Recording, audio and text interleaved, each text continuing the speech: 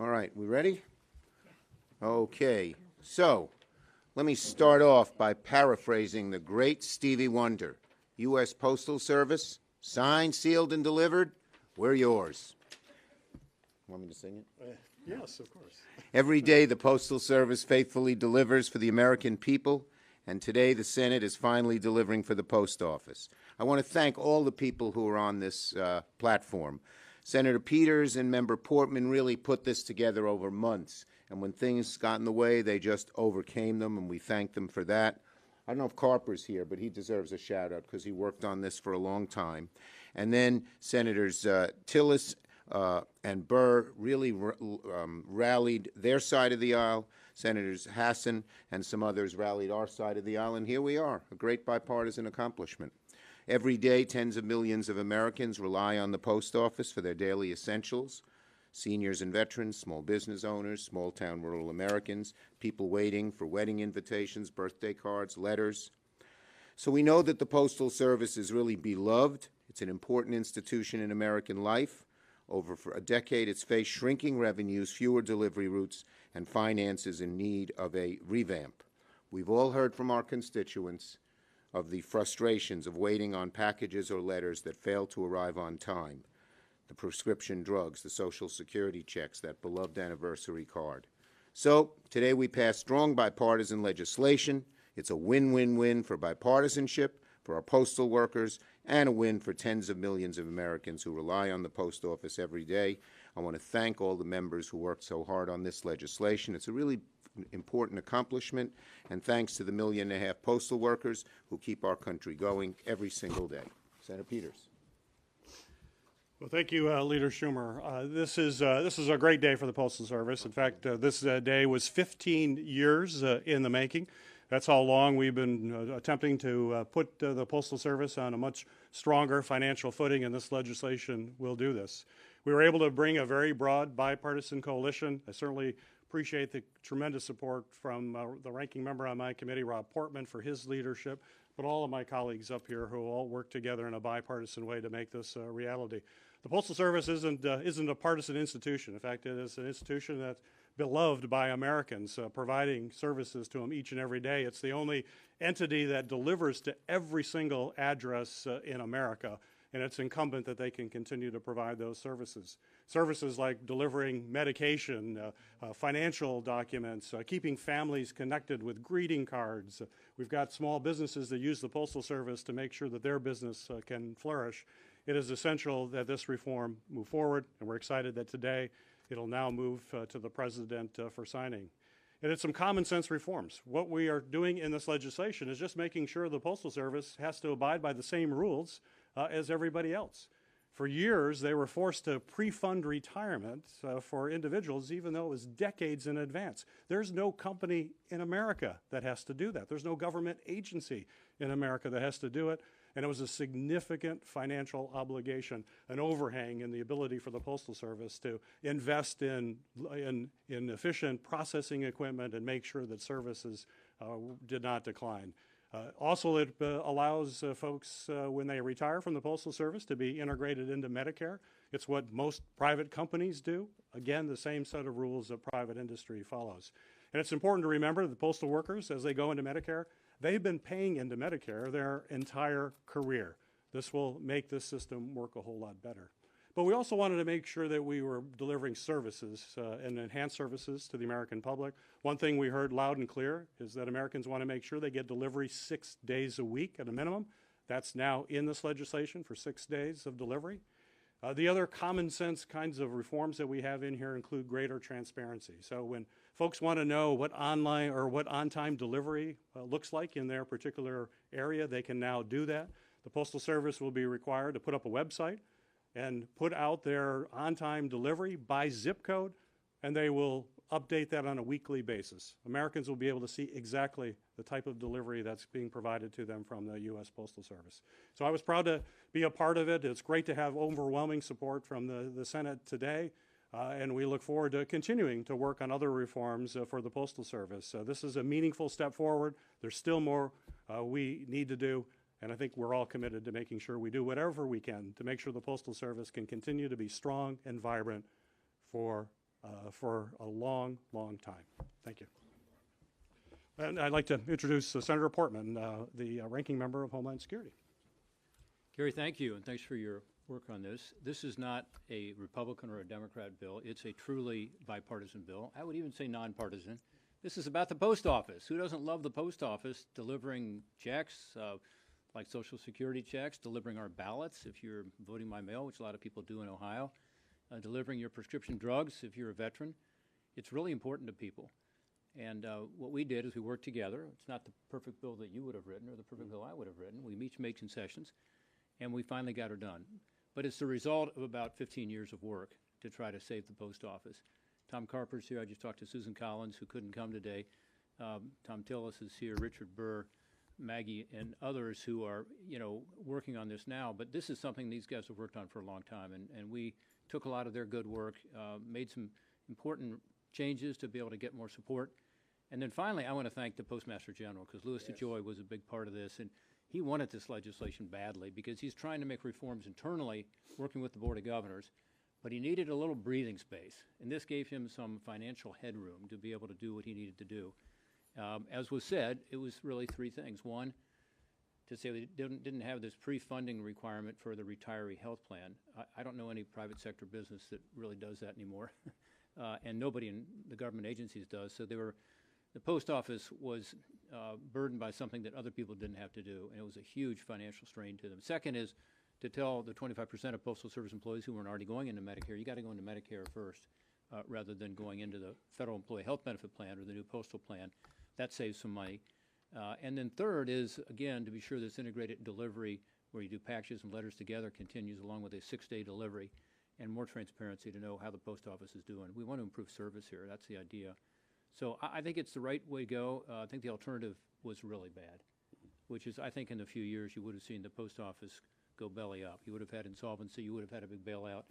This gives the post office a chance to get back on its feet and to continue to provide the great service it does. This country is too polarized. It's too divided. I think most of us up here would agree with that. One thing that does hold us together is the post office. I mean, literally, it's a network all around the country. Doesn't matter if you're young or old, Republican, rural, urban, you rely on the post office.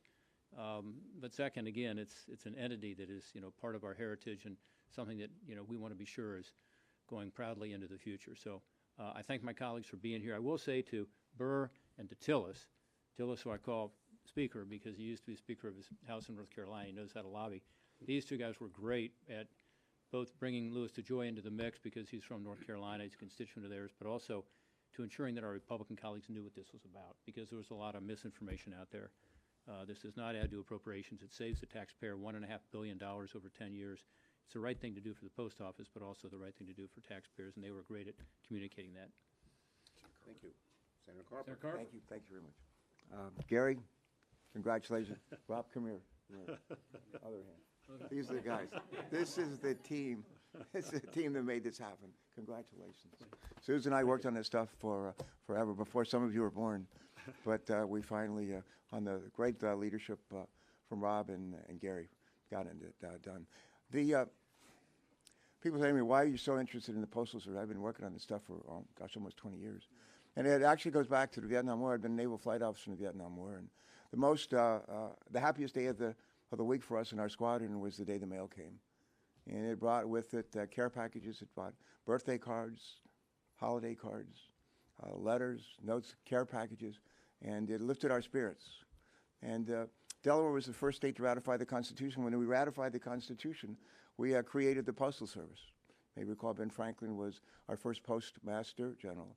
And as Rob has suggested, one of the major reasons why we have the Postal Service is not just a venue for communications, that's certainly important, not just a venue for commerce and promote commerce, movement and shipment of goods and services for big companies and small companies, but also as a way to bind our country together.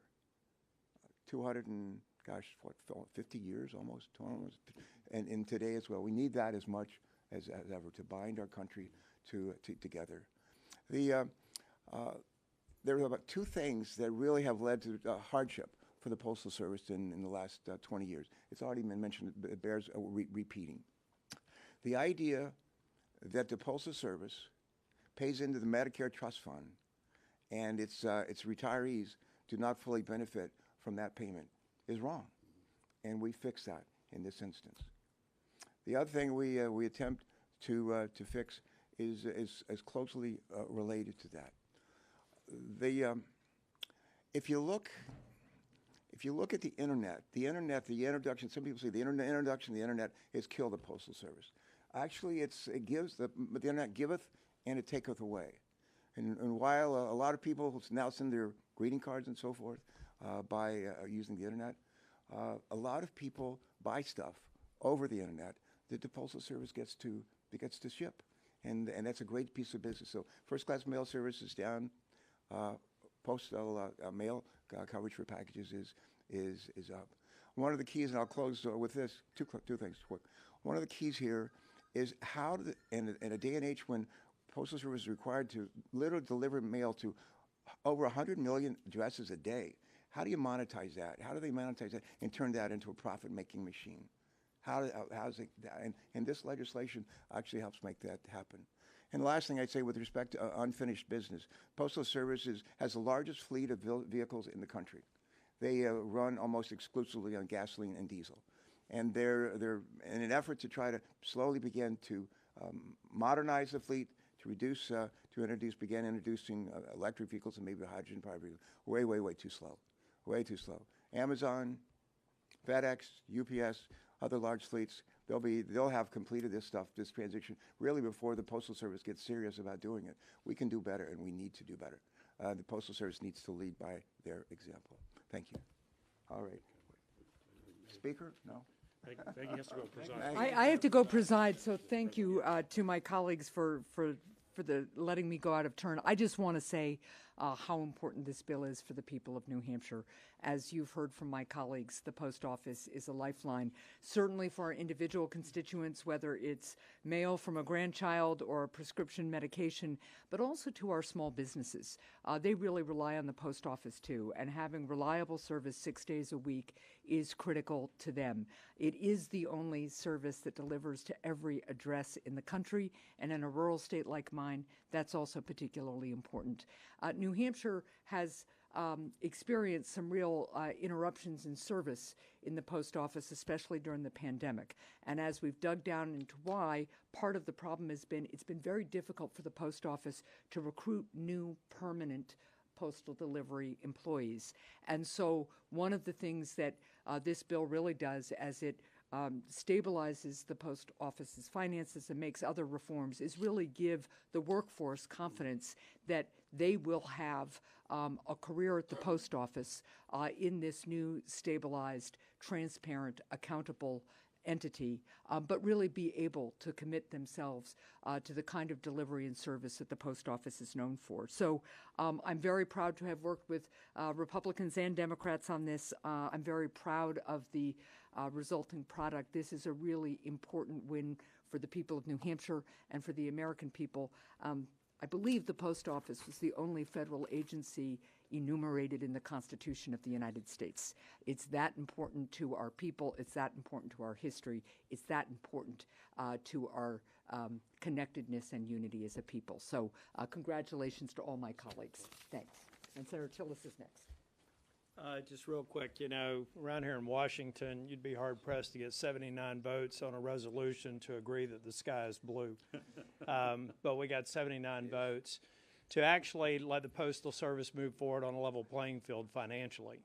This bill is not a bailout. It's basically an enabler that's going to allow Postmaster General DeJoy and the board implement a long-term vision that puts the Postal Service on sound footing and makes sure that the more than 160 million addresses that they are obligated to deliver to are going to get mail on time and get mail as many as 6 days a week. So I appreciate the work with my Democrat colleagues, my Republican colleagues to put this past us so that we can look ahead to a very different, very modern postal service, and I have the absolute confidence in Postmaster DeJoy and the board to make that happen. And I want to thank all the postal employees over the past 2 years with all the things that they've done in the face of COVID, whether it's delivering vaccines, whether it's delivering medicines, working with depleted resources and still delivering the mail. I want to thank them on behalf of all my colleagues. I think that we owe them a debt of gratitude for doing their job.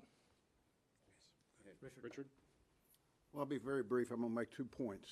One, it's a good bill, but without the right leadership, it won't work. And right now, we've got a Postal Service that is committed to change, and we've got leadership at the top that understands how to run a logistics company. So I'm proud that we're able to provide the flexibility that the Postmaster General needs to make the changes. Second, the one person who's not here is the one that raised the alarm bell the earliest, Senator Tom Coburn, who passed away 2 years ago, but was the first one with Tom Carper to bring up postal reform. I know today that he's up above looking down saying, finally, you guys got this done. Thanks. Thank you. Rob, are there any questions that we can handle? Or yes. What about shifting to electric vehicle fleets? I know they announced recently that they will be ordering new fleets because the ones they have now are 3 decades old. Postmaster DeJoy said they don't have enough funding to put out electric vehicle fleets. How much pressure, or what are the next steps Congress is going to do? Are they going to provide additional funding to the USPS? How do you address this issue? Well, I think it's a big issue and one that we do want to address. We think that I personally believe that the postal fleet should go electric, and we've got to get there. We were focused just on getting this bill through right now in a bipartisan way to deal on things that we could all agree with. And if you think about over the last 15 years, the reason why this bill didn't pass earlier is that there are all sorts of folks. In fact, if you go to the Senate, you'll have 100 different people that have a lot of great ideas as to how to fix the Postal Service. But not everybody agrees with all of that. And what happens when you had all of those agreements, the bill never moved. So this was a concerted effort by Rob and I and others to make sure we were just focused on what we could all agree on to get done, and that's what we did here. But there are a number of other things we're going to be engaged in. The Board of Governors will be engaged in as well. But I think that's part of a discussion we will definitely have here in the Senate, is to electrify the fleet. As well as electrifying other government vehicles. We've already have several thousand that were electrified in the Trump administration, and we certainly would hope to be able to expand that further in the years ahead. I just have to say one thing here. Yeah. I shouldn't, but I will. Yeah, go ahead. You know, a lot of us talk about how to be sure the post office runs more like a business. We want to deliver to those 160 million mailboxes, but we also don't want to hamstring them so that they can't be profitable and can't continue to offer that service.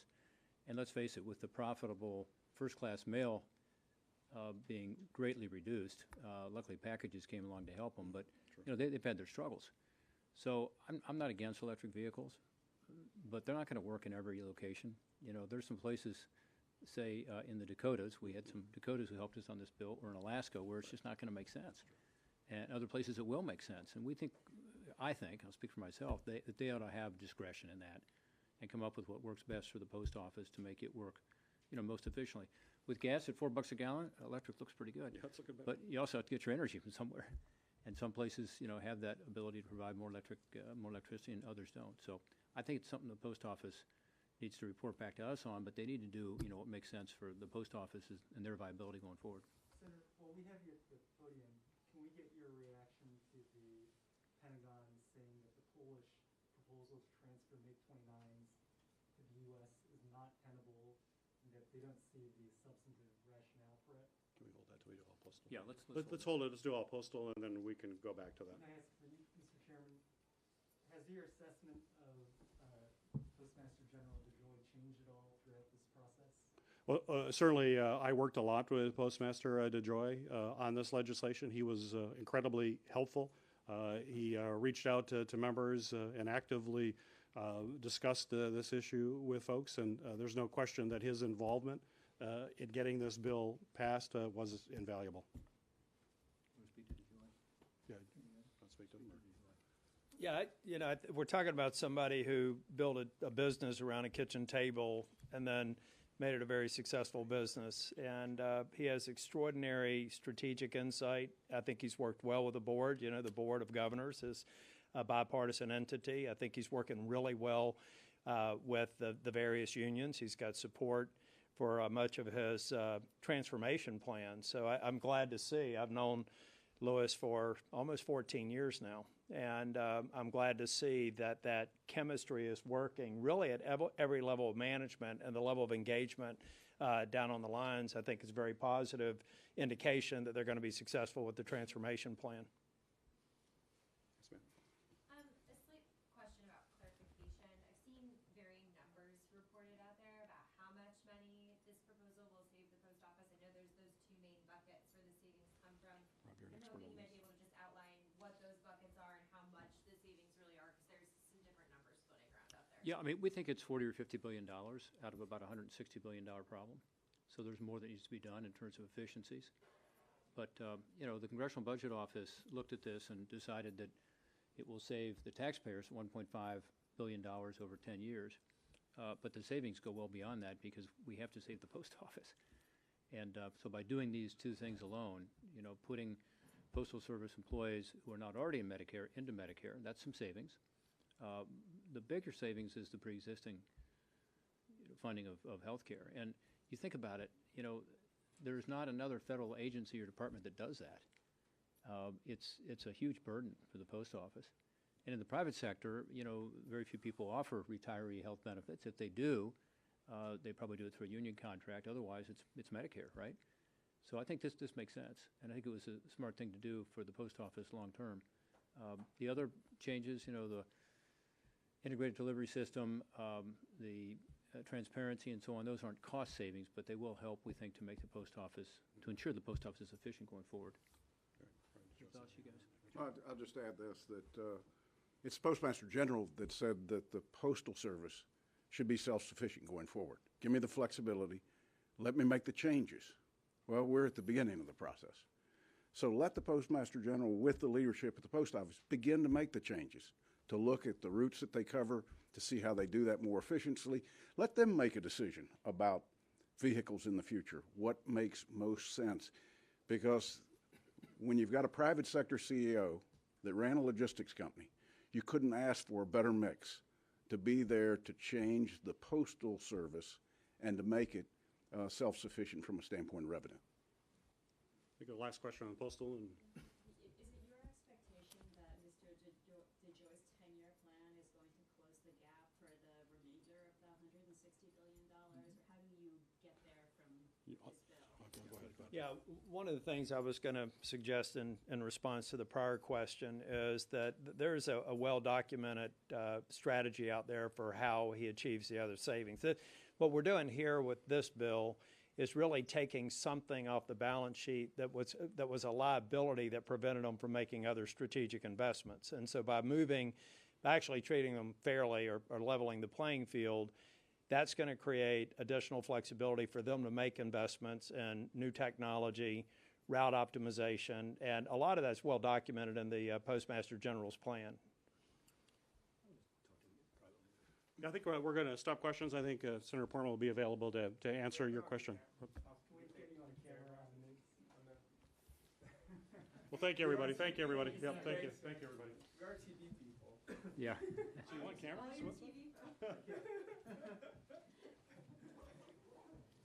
Well,